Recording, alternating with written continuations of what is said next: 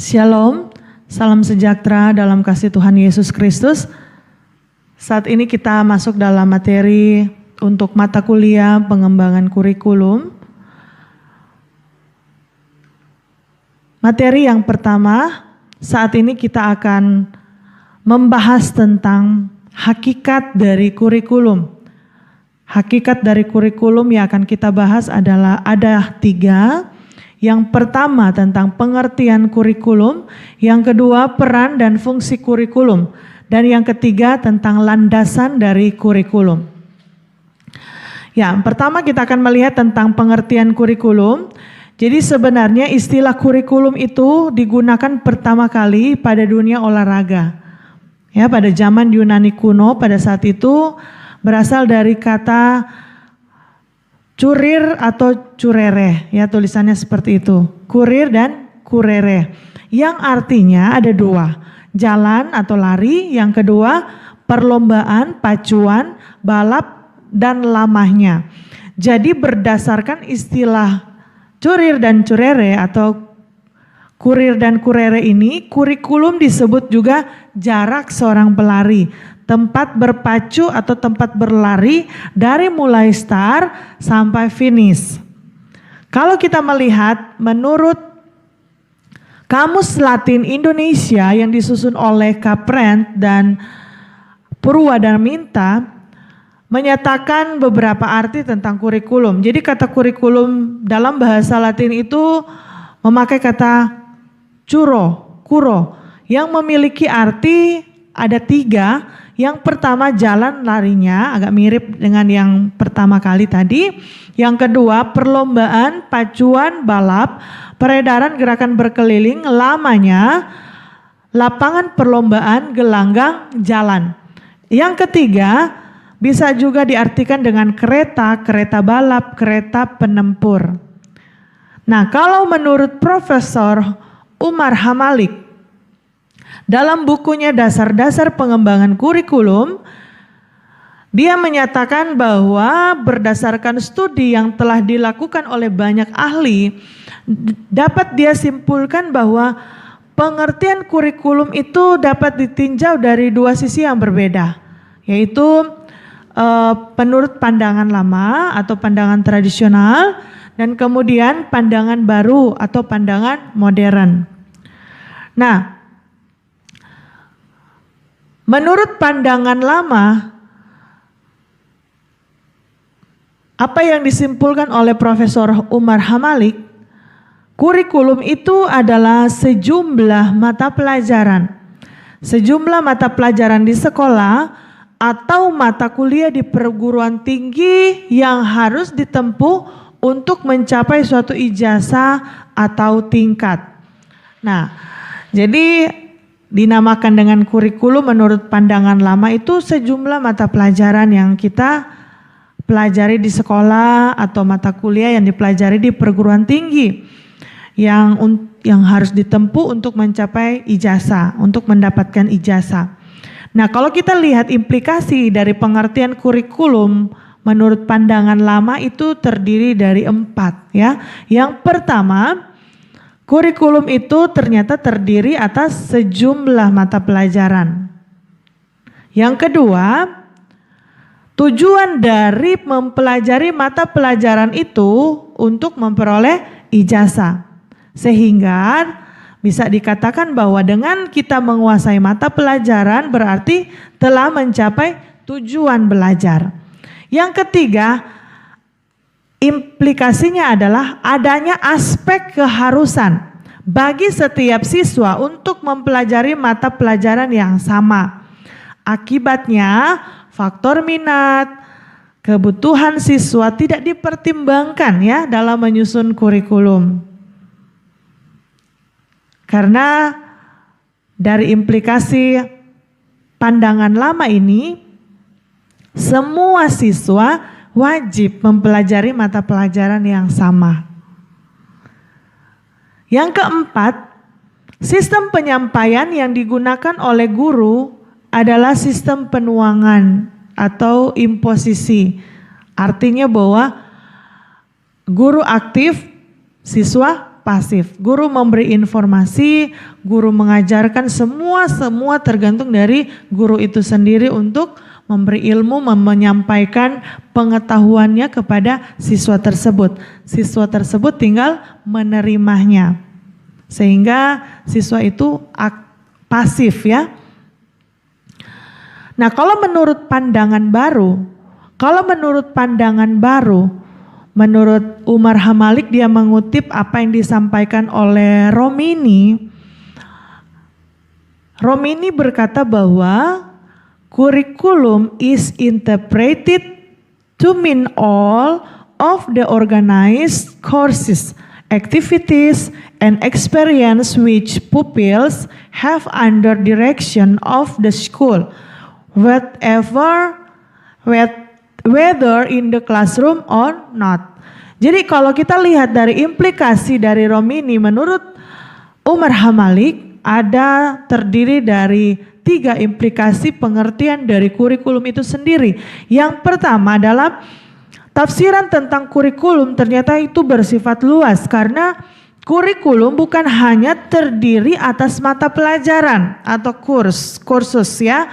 Kalau dalam pandangan lama, kurikulum itu sendiri hanya terdiri atas mata pelajaran. Tetapi dalam pandangan baru menurut Romini, itu kurikulum bukan hanya terdiri dari mata pelajaran, tetapi meliputi semua kegiatan, pengalaman yang menjadi tanggung jawab dari sekolah tersebut. Yang kedua, sistem penyampaian yang dipergunakan oleh guru disesuaikan dengan kegiatan atau pengalaman yang akan disampaikan. Oleh karena itu kegiatan harus bervariasi sesuai dengan kondisi siswa.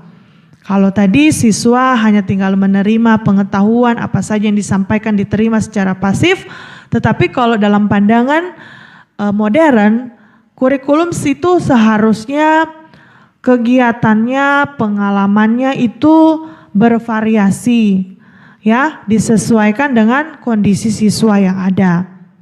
Yang ketiga, tujuan pendidikan bukanlah untuk menyampaikan mata pelajaran atau bidang pengetahuan yang tersusun, melainkan pembentukan pribadi anak dan belajar cara hidup di dalam masyarakat. Jadi bukan hanya untuk meraih ijazah, tetapi menurut pandangan baru, kurikulum itu juga harus sampai kepada hal dalam pembentukan sikap, pembentukan pribadi dari peserta didik kita, sehingga mereka dapat belajar untuk cara hidup bermasyarakat itu seperti apa, ya, lewat kurikulum yang telah dipelajarinya.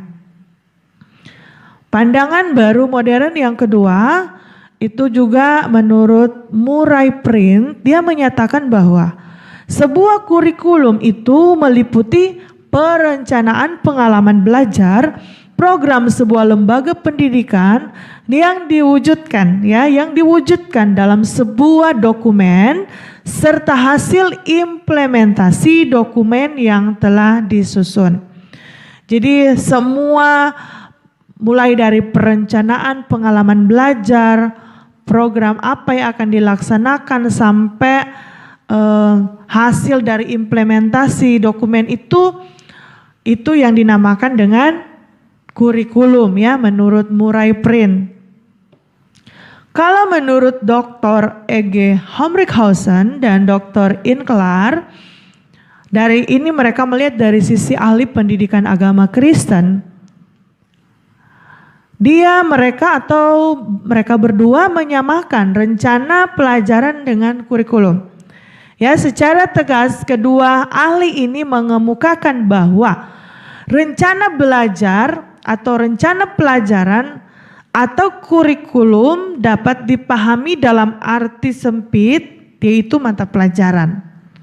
Ya, jadi menurut Homrichhausen dan Enklar, dalam arti sempit bisa saja kurikulum itu diartikan atau pengertian dari kurikulum itu sendiri adalah mata pelajaran. Tetapi ada juga kurikulum dalam pengertian arti luas. Menurut Homrichhausen dan Enklar, kurikulum dalam arti luas itu maksudnya segala pengaruh, persekutuan, dan aktivitas yang lain yang masih berhubungan dengan pelajaran itulah yang tetap dinamakan dengan kurikulum. Jadi ada dua pengertian menurut mereka, yang secara sempit dan luas. Sempit yaitu mata pelajaran yang kita pelajari itulah kurikulum.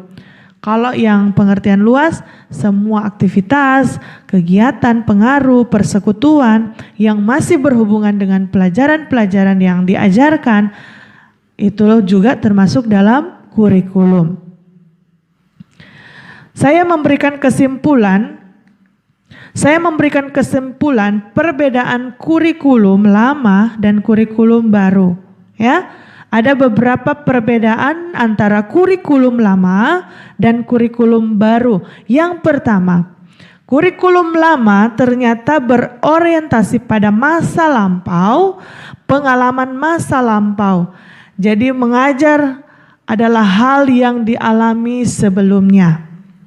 Hal-hal yang pernah dialami menjadi pengalaman, itu kemudian diajarkan di dalam mata pelajaran atau kurikulum tersebut.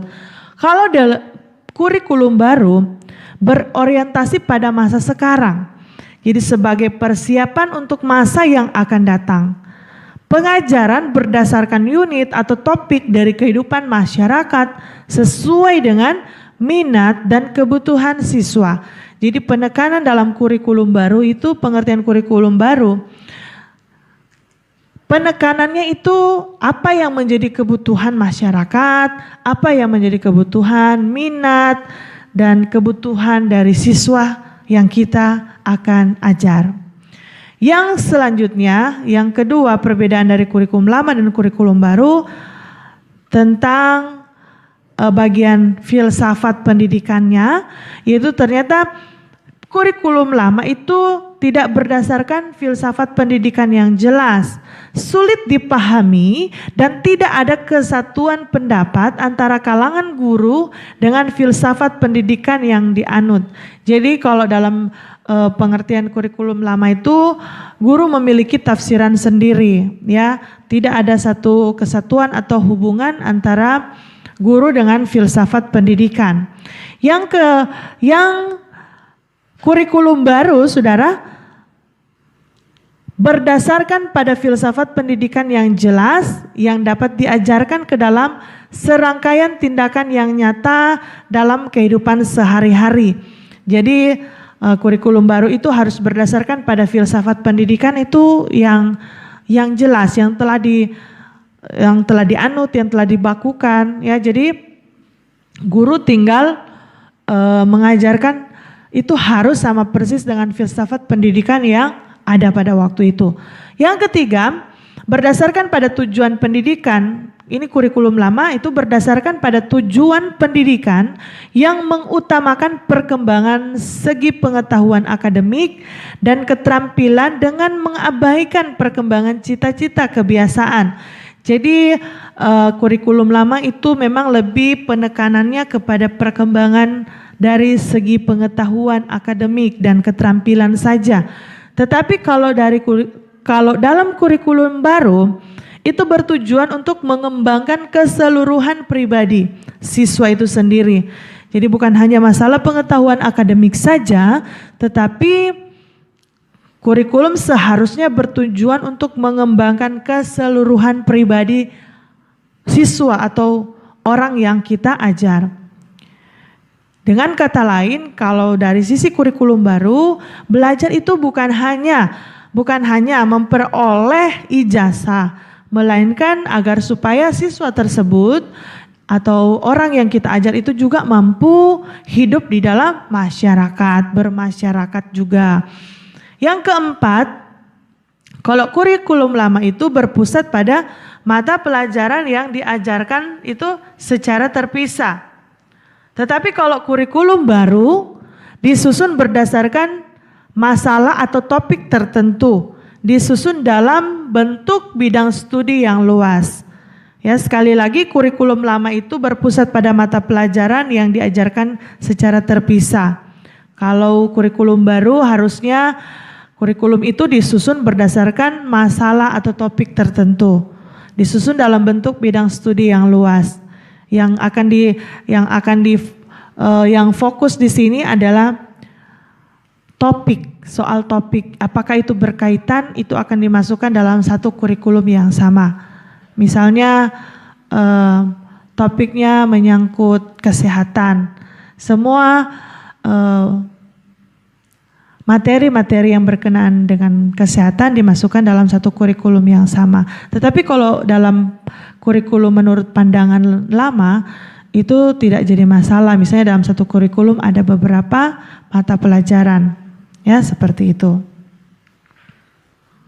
Yang selanjutnya, menurut kurikulum lama itu hanya didasarkan pada buku pelajaran sebagai sumber bahan dalam mengajarkan mata pelajaran.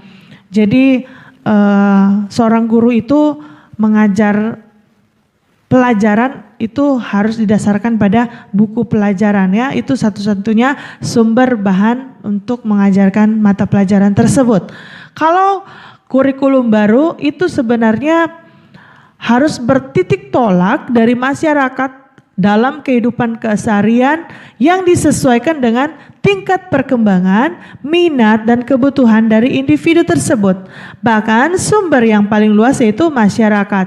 Jadi buku itu hanya sebagai sumber pelengkap saja. Yang akan dilihat di sini adalah kebutuhan masyarakat. Apa yang terjadi dalam masyarakat itu yang akan diolah menjadi sebuah bahan pelajaran. Kemudian buku-buku yang lain itu hanya sebagai penunjang atau pelengkap. Yang keenam, kurikulum lama itu dikembangkan oleh masing-masing guru secara perorangan. Berhasil atau tidaknya sebuah kurikulum tergantung guru secara perorangan. Tetapi kalau dari sisi kurikulum baru, itu biasanya dikembangkan oleh sekelompok guru secara bersama-sama atau oleh departemen tertentu. Jadi mereka membahas bersama-sama, mereka meramu bersama-sama kurikulum itu dan kemudian mereka susun. Jadi setiap guru terikat pada konsep yang telah disusun tersebut. Ya, harus berdasar pada apa yang telah disepakati tersebut, tetapi dalam kurikulum baru sebenarnya tidak mengurangi ya kebebasan dari guru itu untuk mengadakan penyesuaian ya, namun dalam batas-batas tertentu dalam penyesuaian itu. Yang selanjutnya kita akan melihat tentang peran dan fungsi kurikulum. Peran yang pertama menurut Profesor Umar Hamalik, kurikulum mempunyai 3 peran. Yang pertama yaitu peran konservatif. Peran konservatif itu apa maksudnya? Itu kurikulum mempunyai peran untuk melestarikan berbagai nilai budaya sebagai warisan masa lalu. Jadi dalam penyusunan kurikulum, pengembangan kurikulum harus diperhatikan peranan konservatif ini. Sehingga melalui kurikulum yang telah disusun tersebut atau telah dikembangkan itu, kita sedang melestarikan nilai-nilai budaya sebagai warisan masa lalu itu kepada peserta didik kita. Yang kedua, harus ada peran kreatif ketika dalam penyusunan kurikulum. Sekolah harus bertanggung jawab dalam mengembangkan hal-hal baru sesuai dengan tuntutan zaman. Oleh karena itu kurikulum itu harus mengandung hal-hal baru sehingga dapat membantu siswa untuk dapat mengembangkan setiap potensi-potensi yang dimilikinya. Kalau misalnya kurikulum lama dia hanya mempertimbangkan faktor dari guru itu sendiri, mata pelajaran yang mau dia bahas tanpa mempertimbangkan minat, potensi dari murid itu tersebut. Kalau fungsi dan peranan dari kurikulum yang baru itu harusnya kurikulum itu mengandung hal-hal baru dengan mempertimbangkan setiap potensi minat yang dimiliki oleh peserta didik kita. Yang selanjutnya adalah peran kritis dan evaluatif.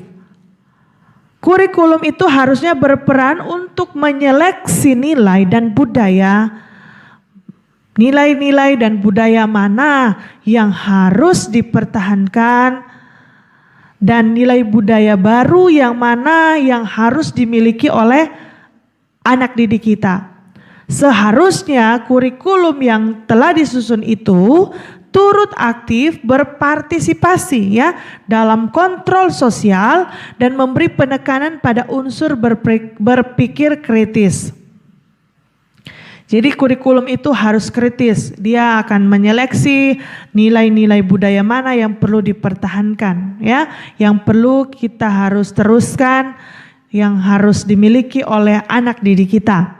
Nah, saudara, dari ketiga peran tersebut, ketiga peran kurikulum itu harus berjalan secara seimbang, atau dengan kata lain perlu terdapat keharmonisan ya dalam hal ini agar supaya ketiganya itu bisa berjalan seimbang.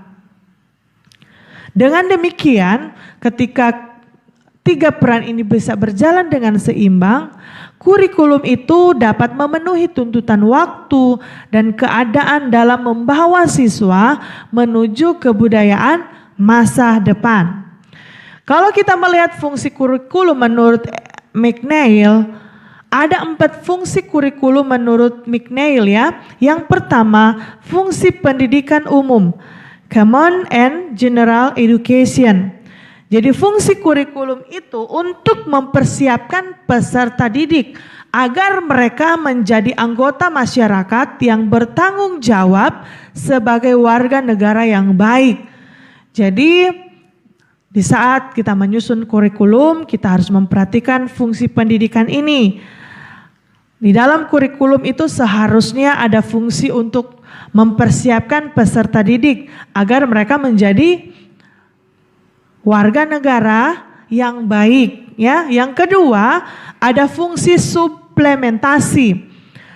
Fungsi suplementasi maksudnya kurikulum itu seharusnya sebagai alat pendidikan untuk memberikan pelayanan kepada siswa sesuai dengan perbedaan kemampuan, kemampuan minat, kemampuan bakat. Jadi karena para siswa kita memiliki berbagai perbedaan dari sisi minat bakat mereka, seharusnya dalam menyusun kurikulum juga mempertimbangkan fungsi suplementasi ini.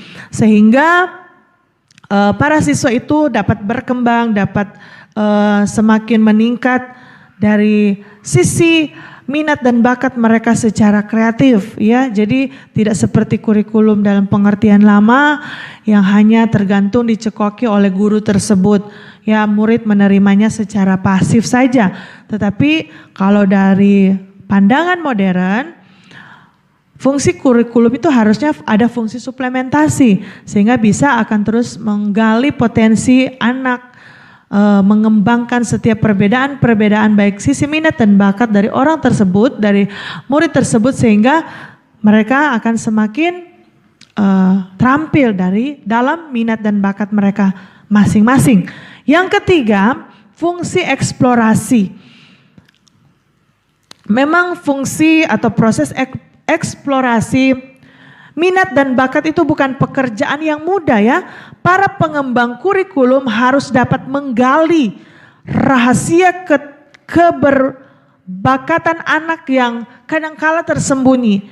Waktu kita mengajar murid kita, kadangkala kita harus mencari bagaimana apa yang menjadi bakat dari anak tersebut. Sehingga kita harus mengembangkan dia di bidang tersebut.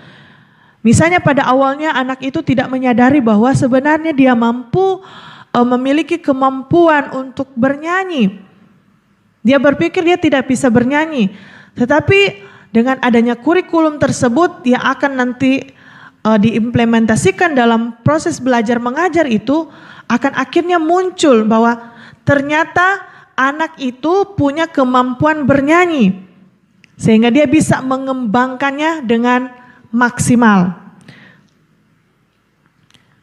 Yang selanjutnya, fungsi keahlian. Kurikulum berfungsi untuk mengembangkan kemampuan anak sesuai dengan keahliannya yang didasarkan atas minat dan bakat siswa. Untuk itu pengembangan kurikulum harus melibatkan para spesialis untuk menentukan kemampuan siswa. Ya. Yang selanjutnya, fungsi kurikulum menurut Alexander Inglis seperti yang dikutip oleh Umar Hamalik, ada beberapa fungsi menurut Alexander Inglis.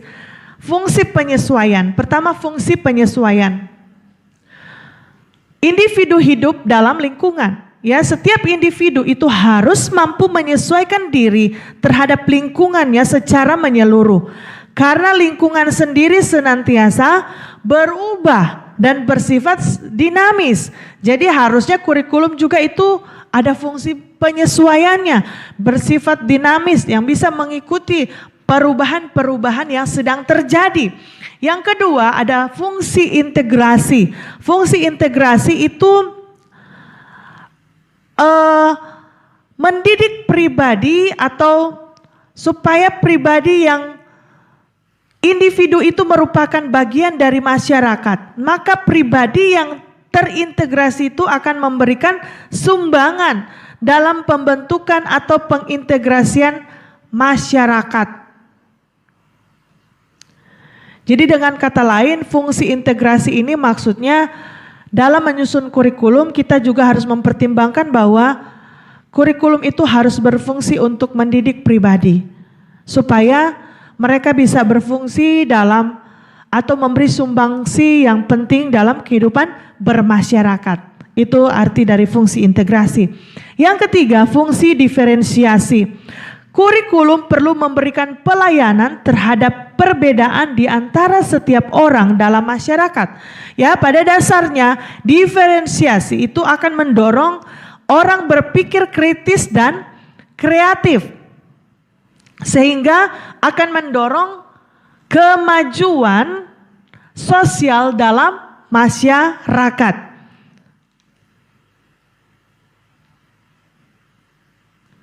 Jadi dengan adanya fungsi diferensiasi ini, dengan adanya fungsi diferensiasi kurikulum itu akhirnya dapat mendorong peserta didik itu untuk berpikir kritis dan kreatif. Jadi tidak hanya tergantung dari guru itu tersebut, apa yang diajarkan guru itu yang diikuti, seterusnya siswa tidak bisa berkreasi yang lain.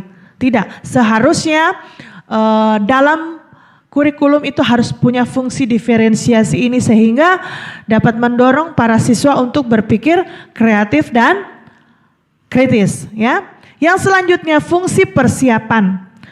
Fungsi persiapan, kurikulum itu harus berfungsi mempersiapkan siswa agar mereka mampu melanjutkan studi lebih lanjut untuk suatu jangkauan yang lebih jauh. Jadi dengan mereka mengikuti itu pelajaran yang ada atau kurikulum itu mempersiapkan dia akan masuk kepada jenjang berikutnya. Yang selanjutnya fungsi pemilihan. Pengakuan atas perbedaan berarti memberikan kesempatan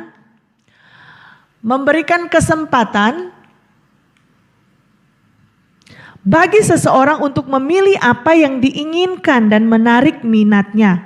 Untuk mengembangkan berbagai kemampuan tersebut, maka kurikulum itu perlu disusun secara luas dan bersifat fleksibel, saudara ya.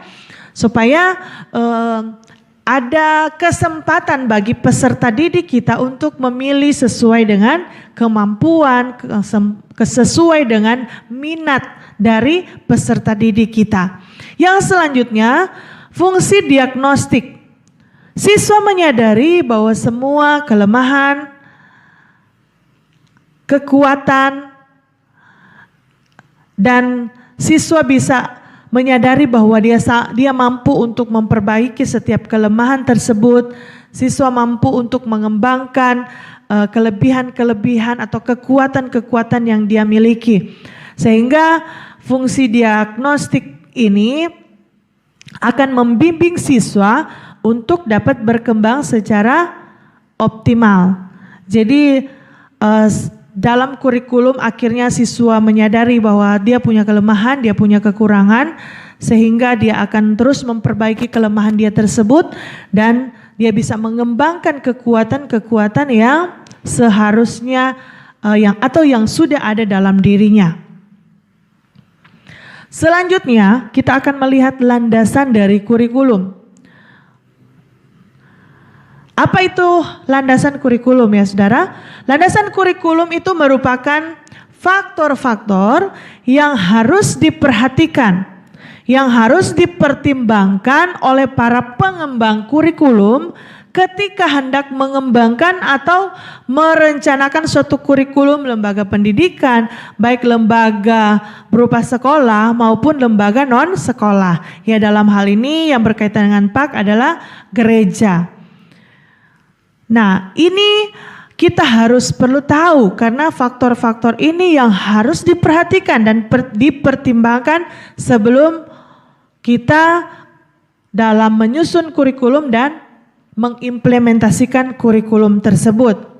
Beberapa landasan kurikulum atau faktor-faktor yang dapat mempengaruhi dalam penyusunan dan pengimplementasian kurikulum, yaitu yang pertama adalah yang harus kita tahu adalah landasan filsafat. Landasan filsafat itu adalah maksudnya menyangkut falsafah atau pandangan hidup. Nah, falsafah dan pandangan hidup itu adalah sistem nilai dan berbagai norma yang disetujui baik oleh individu maupun masyarakat suatu bangsa. Jadi falsafah itu suatu sistem nilai, norma yang telah disetujui baik oleh individu maupun masyarakat dalam suatu bangsa. Nah, landasan kurikulum yang pertama kita harus memperhatikan tentang landasan filsafat atau landasan falsafah. Nah, dari falsafah pendidikan kita akan memperoleh gambaran ideal manusia yang dicita-citakan oleh masyarakat dalam bangsa yang bersangkutan. Jadi agar supaya kita tahu apa yang menjadi cita-cita dari masyarakat atau bangsa yang bersangkutan, kita harus melihat dari sisi falsafah pendidikannya. Nah, dari falsafah pendidikan tersebutlah kita dapat bisa menentukan akhirnya tujuan pendidikan nasional. Ya. Nah, selanjutnya ketika sudah ditentukan tujuan pendidikan nasional, tujuan pendidikan nasional inilah yang mendasari tujuan institusional atau tujuan kelembagaan, tujuan dari sekolah yang bersangkutan. Ya, semua harus didasari atas tujuan pendidikan nasional. Setelah tersusun tujuan institusional atau tujuan lanjutnya, baru menentukan tujuan dari kurikulum dan tujuan instruksional dari mata pelajaran tersebut atau mata kuliah tersebut. Ya, jadi falsafah atau filsafat dari satu bangsa itu sangat menentukan dalam filsafat pendidikan. Nah, filsafat pendidikan inilah yang menentukan nanti tujuan pendidikan nasional. Setelah ada tujuan pendidikan nasional, inilah yang mendasari tujuan institusional. Nah, tujuan institusional inilah yang mendasari kita dalam penentuan tujuan kurikulum atau instruksional dari pelajaran atau mata kuliah tersebut. Yang kedua, landasan kurikulum yang kedua adalah landasan psikologi. Landasan psikologi belajar. Jadi dalam hal ini kita harus perlu mengetengahkan beberapa teori belajar yang masing-masing menelaah proses mental dan intelektual perbuatan belajar tersebut.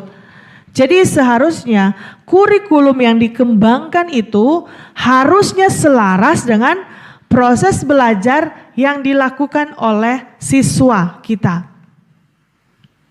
Yang ketiga, landasan sosial budaya atau kebudayaan. Kebudayaan saudara itu bukan hanya berupa material belaka. melainkan juga berupa sikap mental, cara berpikir, dan kebiasaan hidup. Kebudayaan mencakup berbagai dimensi, di antaranya keluarga, pendidikan, politik, ekonomi, sosial, teknologi, rekreasi, bantuan bagi yang lemah. Nah, semua dimensi tersebut itu hendaknya dipertimbangkan dalam proses pengembangan kurikulum. Yang selanjutnya adalah landasan pertumbuhan dan perkembangan siswa. Dalam proses pengembangan kurikulum, pertumbuhan dan perkembangan siswa itu perlu diperhatikan. Kalau pertumbuhan itu berkenaan dengan jasmania, kalau perkembangan itu berkenaan dengan rohania. Dalam konteks ini, kebutuhan, motivasi, pribadi, hubungan sosial, emosional, itu semuanya tercakup di dalam pola perkembangan itu. Jadi dalam penyusunan kurikulum harus mempertimbangkan semua hal tersebut ya. Ada landasan pertumbuhan dan perkembangan siswa. Yang selanjutnya adalah landasan organisasi kurikulum. Organisasi kurikulum sebenarnya merujuk pada pola dan struktur kurikulum yang sedang dikembangkan. Ya, ada 3 bentuk organisasi kurikulum yang sedang paling adalah landasan IPTEK, ilmu pengetahuan dan teknologi. Jadi landasan IPTEK itu merupakan asumsi-asumsi ya yang bersumber dari hasil riset atau penelitian dan aplikasi dari ilmu pengetahuan yang menjadi titik tolak dalam mengembangkan kurikulum.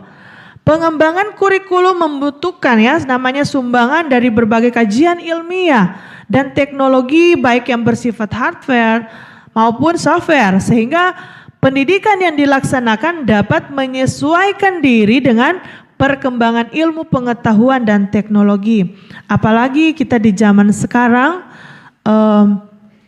IPTEK berkembang dengan begitu sangat cepat sehingga peserta didik kita sudah sangat terbiasa dengan